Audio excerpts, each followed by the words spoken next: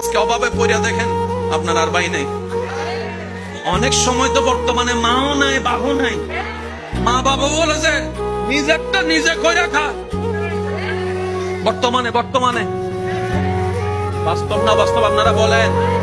যে ছেলে কামাইতে পারে তারও আদর, তার বউরও আদর, তার ছেলে মেয়েরও আদর, নাতি নাতির বুকে টাইনা নাই। আর যে ছেলে সংসারে টাকা দিতে পারে না তারও দাম নাই, তার বউরও দাম নাই, এমনকি ছোট ছোট বাচ্চা নাতি নাতিরও দাম নাই। কথা বলেন ঠিক না?